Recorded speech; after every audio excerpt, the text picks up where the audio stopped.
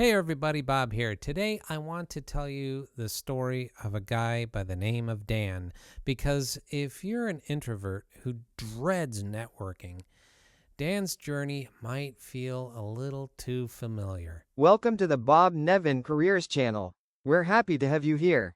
Get ready to learn something new. Let's do this. Hey everybody, Bob here again. So, like I said, we're going to talk about this fella by the name of Dan who absolutely dreads networking because he's a total introvert. Dan was a solid project coordinator in the Philly suburbs. Good at his job, reliable, the kind of person who gets things done quietly. But when it came to advancing his career in 2026's tough market, he kept hitting the same wall. Networking. Ugh, right? He just hated it. Just hearing the word made him want to hide under a blanket with his laptop. Crowded events, forced small talk. Hi, how you doing? Right? Handing out business cards like a bad salesman. You want to see my card? It all felt fake and exhausting. So one Monday, Dan's boss casually mentioned, "Hey, you should get out there more. A lot of these projects come through who you know." Dan nodded politely, but inside he was thinking, yeah, right. I'd rather reorganize my entire spreadsheet collection and watch paint dry. So that night, Dan sat on his couch, scrolling through LinkedIn, feeling stuck. He realized something. He didn't have to become the life of the party. He just needed to network in a way that actually worked for him. First, Dan refined what networking even meant. It wasn't about working the room or collecting 50 contacts. It was about building a few meaningful connections.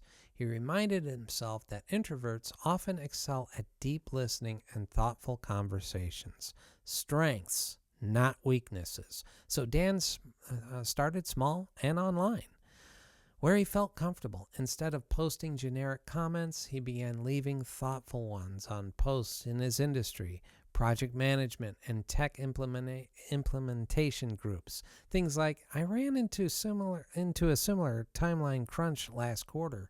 We solved it by breaking it into weekly sprints. Curious how your team handled it?" Within a couple of weeks, people started to reply. One comment led to a private message. No pressure, no awkward handshakes, just a real exchange. Then Dan decided to try one low-pressure in-person move. He found a smaller, structured event in Philadelphia, something like a young professionals panel with networking afterward. Not a massive happy hour.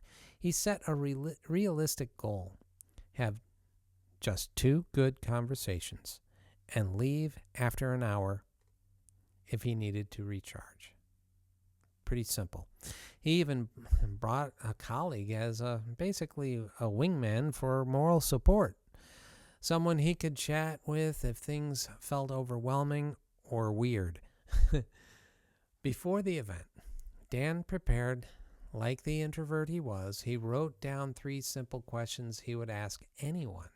What's one project you're working on that's really energizing you right now? What led you into this field? Is there anything you're hoping to learn from tonight's panel? So he practiced them out loud in his car on the drive over. It felt kind of silly, but it gave him confidence. At the event, Dan didn't try to be extroverted. He arrived a little early, grabbed a coffee, and listened more than he talked. When he did speak, it was genuine. One conversation with a woman named Sarah, who worked in supply chain, turned into a 15-minute discussion about common project bottlenecks. No sales pitch, just real talk. Before leaving, he said this was helpful. Mind if we connect on LinkedIn? She agreed. The next day, Dan followed up with a short personalized message, something along the lines of, "Enjoyed our chat about timeline crunches last night. That sprint idea you mentioned gave me a fresh angle for my current project. Would you love to grab a quick virtual coffee sometime if you're open?" The magic wasn't the event, the magic was the follow-up. Sarah replied within a day, and then they scheduled a 20-minute Zoom. That one coffee chat led to her introducing Dan to a contact who was hiring for a senior coordinator role. Nothing happened overnight, but doors started to open. Dan learned some key lessons along the way that changed everything for him. So listen up. Here's what they are. Start online and build from there. Comment thoughtfully on LinkedIn a couple of times a week. It's low energy and still counts as networking in 2026. Number 2, choose the right format. Go for smaller, structured events or virtual ones when possible. Set a time limit and a conversation goal so you don't get burned out. Number 3, prepare questions and icebreakers that focus on the other person, not yourself. People love talking about their work when it's genuine. Give before you ask is the next one. Share an article, make a helpful introduction, or offer a quick insight. Networking becomes a two-way street instead of feeling transactional or even overwhelmed. The next one, recharge afterward. Dan would block time after any event to decompress. You got to let some of that information sink in.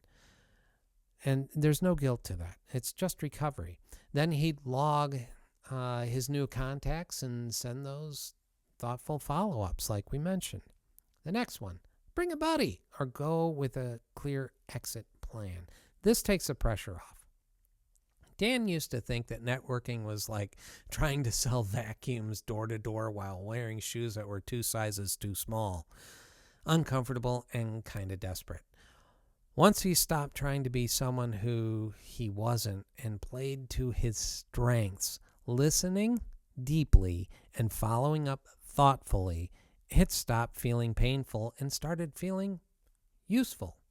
6 months later, Dan wasn't suddenly Mr. Social Butterfly. He still preferred the quiet evenings and deep work, but he had built a small, genuine network that helped him land a better role with more growth potential. And the best part, he did it without faking an outgoing personality that truly wasn't his. So if you're an introvert like Dan, or even if you're someone in the middle, you don't have to hate networking.